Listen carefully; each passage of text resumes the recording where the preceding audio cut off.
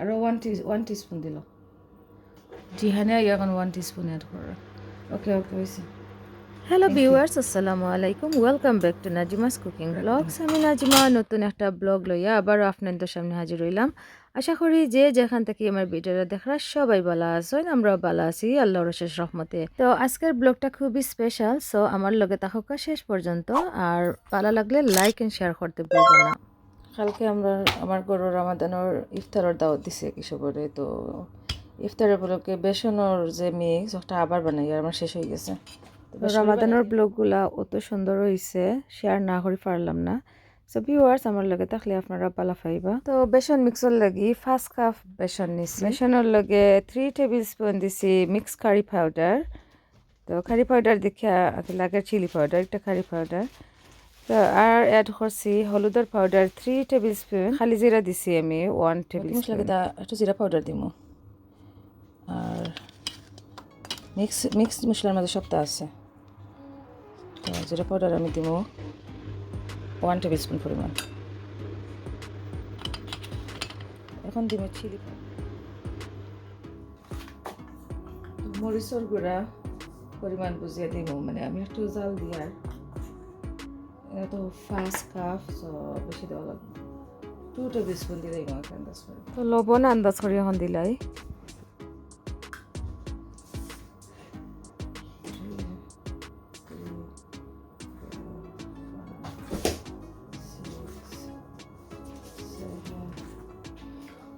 First কাপের লাগি 8 teaspoon.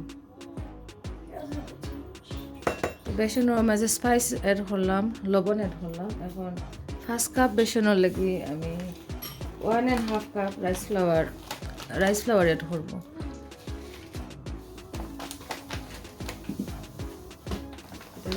Readymade যে কিনা রাইস ফ্লাওয়ার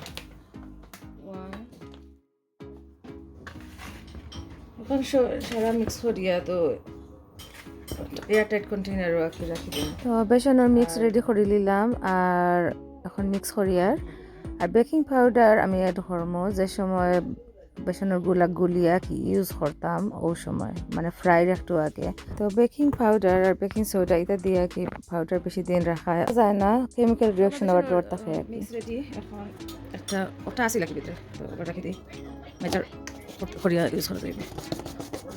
এটা রাখি দিলাম আর লিখে রাখি দিই। তো সারা বছরও বেসনের মিক্স করো লাগে যে কোনো ফ্রাই ট্রাই ওটা, তো আমি বেশ করে বানাইলে গেছে বানাই।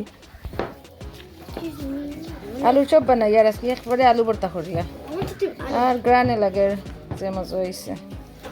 কাঁচামরিচ পেঁয়াজ আর ধনিয়া পাতা দিছি।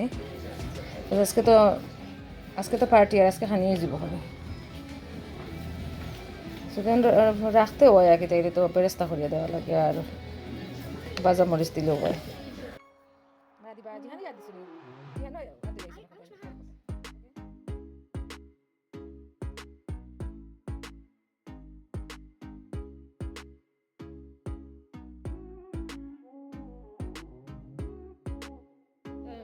চিকেন ডোনাটর এক বাস রয়েছে আর কি।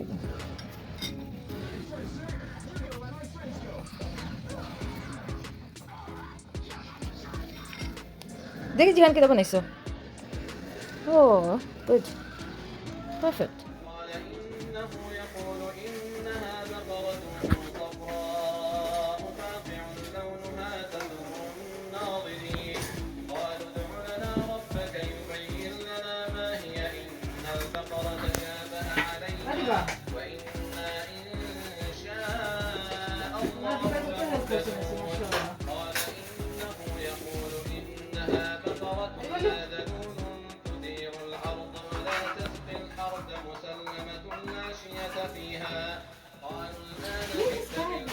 فذبحوها وما كادوا يفعلون وإذ قتلتم نفسا فادارأتم فيها। তো টেবিলে দেখে বুঝতে পাররা যে মজার মজার সব নাস্তা বানাইছি।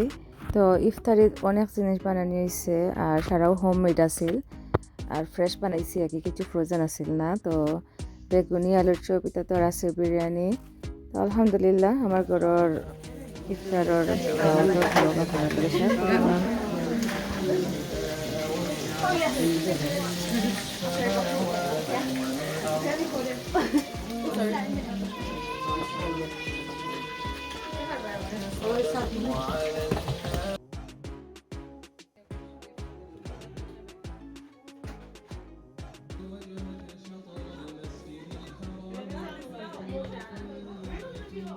Dear sir.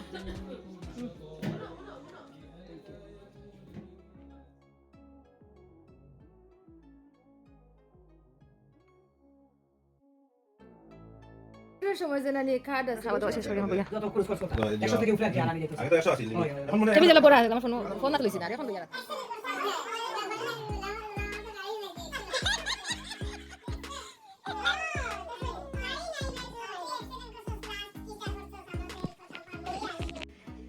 কইলে কইলে তেল সারি দিন মধ্যে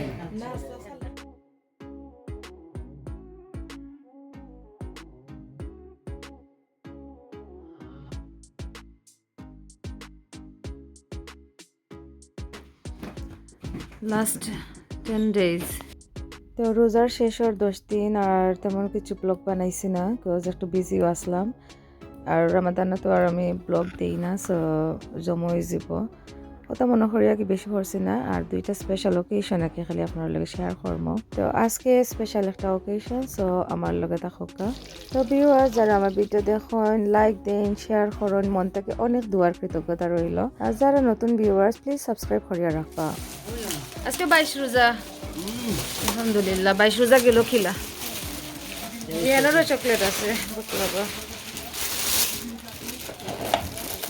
ও আমরা ফেভারিট আছে তো আর মিষ্টি আনছো তো কইলাম মিষ্টি আনতে না ওটা আমার ফেভারিট লুক এই বানা দেখি রাখিয়া এভরিডে আমরা মেলন থাকাও লাগে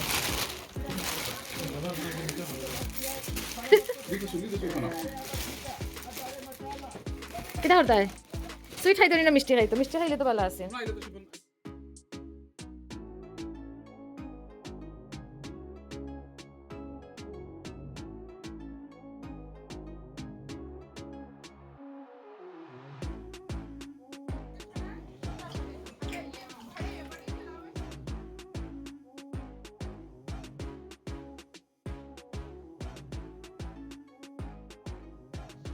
আজকে 22 রোজার ইফতার করলাম তো আমার ছোট ভাই আর ভাইয়ের বউ আইসলা তো খাইয়া দিয়ে আমরা তারাবির নামাজ পড়তাম সবটা ডাইডিয়া পড়ে গেছি একটু রয়েছে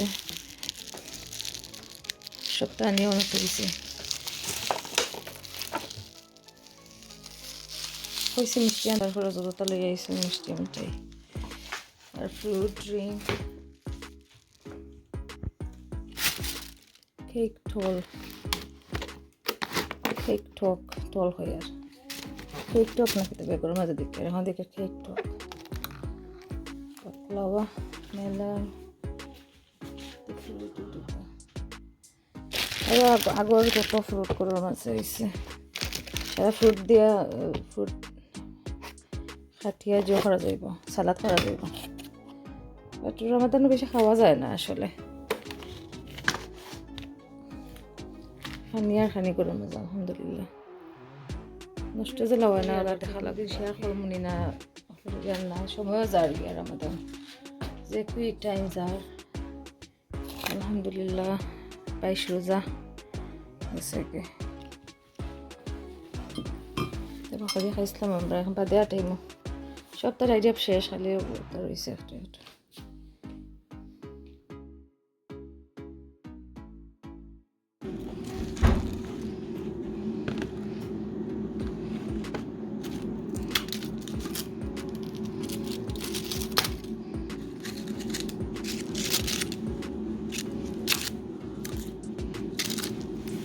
আজকেও পর্যন্ত আপনারা ভালো থাকা সুস্থ থাকা আমার লেগে দোয়া করবা আল্লাহ হাফিজ।